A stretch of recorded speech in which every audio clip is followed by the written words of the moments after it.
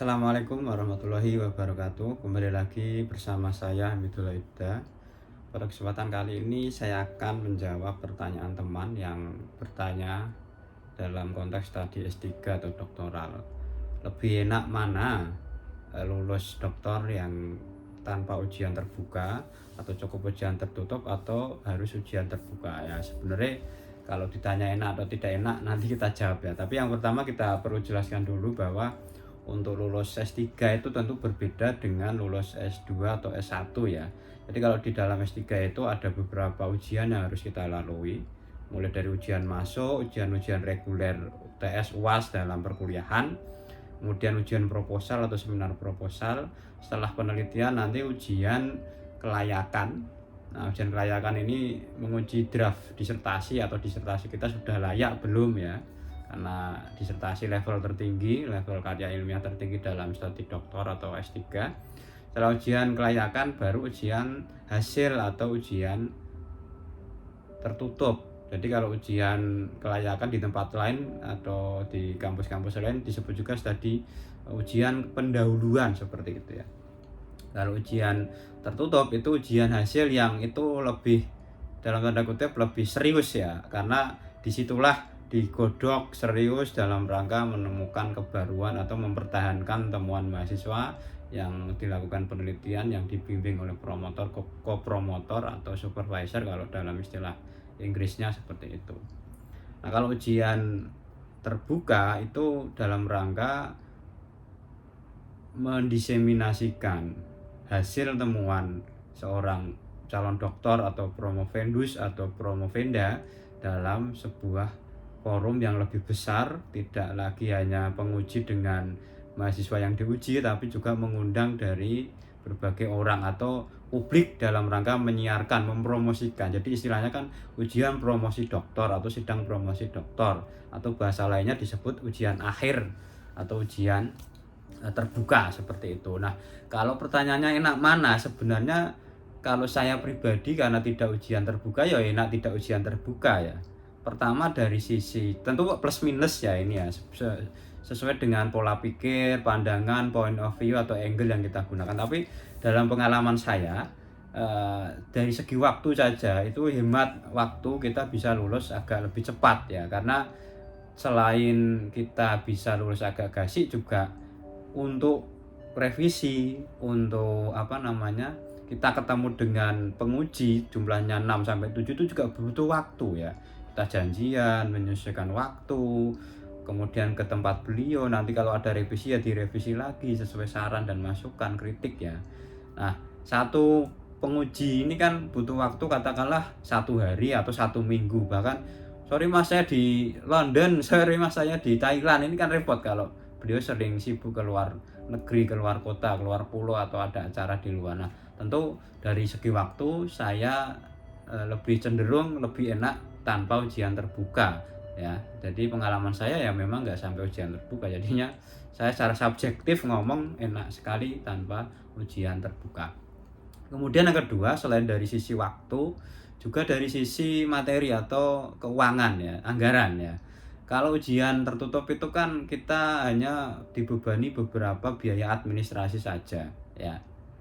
Itu pun tidak terlalu banyak lah ya, artinya tidak semahal sebanyak saat ujian terbuka. Tapi kalau ujian terbuka, realitas di lapangan memang ya ini ada sedikit secret ya atau rahasia, tapi secara umum kita harus mengeluarkan banyak biaya dari konsumsi, kemudian souvenir ya, nyetak disertasi yang bertebal-tebal kepada semua penguji, dewan penguji, dan juga ringkasan disertasi kepada para peserta sidang terbuka gitu, ujian terbuka. Begitu pula dengan hal-hal lain ya. Itu dari segi keuangan memang lebih agak sedikit, kita membutuhkan banyak biaya. Ada teman-teman saya yang cerita ada yang habis 40 juta, ada yang sampai 50 dan seterusnya. Variabelnya masing-masing, mau dibuat mewah atau sederhana itu bergantung regulasi dan kesepakatan dan keinginan atau kebutuhan dari masing-masing calon doktor ya, atau promovendus atau promovenda seperti itu. Artinya ini dari segi keuangan memang lebih hemat tanpa ujian terbuka seperti itu. Tapi di sisi lain memang ada yang memang apa ya, seorang calon doktor itu menginginkan ujian terbuka ya, karena ingin menyiarkan, mempublikasikan, mendiseminasikan temuannya yang itu lebih bersifat selebrasi, rame, syukurannya gitulah kira-kira, duwe gawe kalau bahasa Jawanya ya.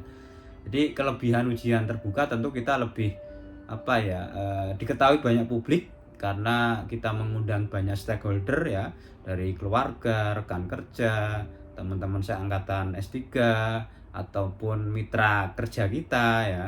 Kemudian pejabat-pejabat terkait yang kita undang, dan tentu kita ditonton banyak orang itu ini ya, diuplek-uplek para penguji tentu akan lebih menegangkan, dan kalau kita bisa menjawab tentu kita pantas disebut sebagai seorang dokter. Jadi kelebihannya itu di situ. Di sisi lain juga ada rekam jejak digital, ada semacam kenangan yang tak akan terulang karena S3 itu berat ya. Tapi kalau mau S3 lagi ya bagi dokter itu hak ya. Tapi setidaknya kalau ada kegiatan ujian terbuka atau ujian sidang promosi dokter, ya istilahnya lebih semarak ya, lebih selebrasinya lebih kena.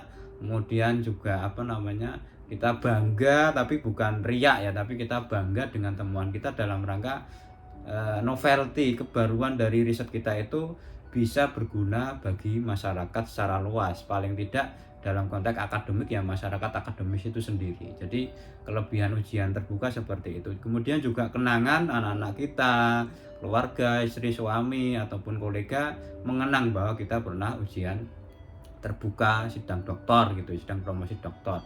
Kemudian juga banyak ucapan tentunya ya, dengan adanya ujian terbuka itu banyak ucapan karangan bunga ataupun yang lain ya. Berbeda dengan tanpa ujian terbuka tentu tidak sesemarak saat ujian terbuka seperti itu ya. Kemudian juga bentuk pengakuan ya atau rekognisi.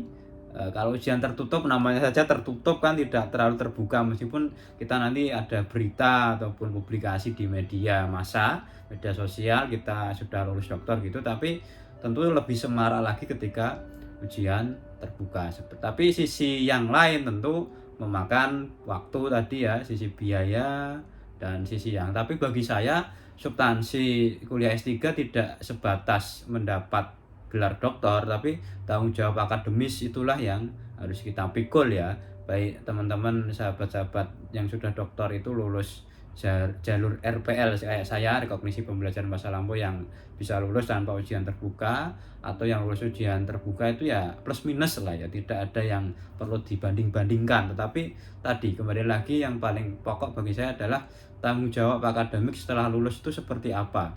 Karena saya yakin lulus doktor itu menjadi beban sendiri ya. Kita sebagai produsen ilmu pengetahuan, pakar ya di bidangnya masing-masing, tentu memiliki tanggung jawab moral, etik, dan akademik yang harus dipikul setelah lulus, dan ini harus kita pegang. Selain itu, dokter itu bukan akhir segalanya, justru menjadi awal kita berkiprah di dalam dunia akademik maupun akademik lebih luas ya. Tentunya dokter bagi saya itu namanya saja input ya. Jadi dia hanya baru input.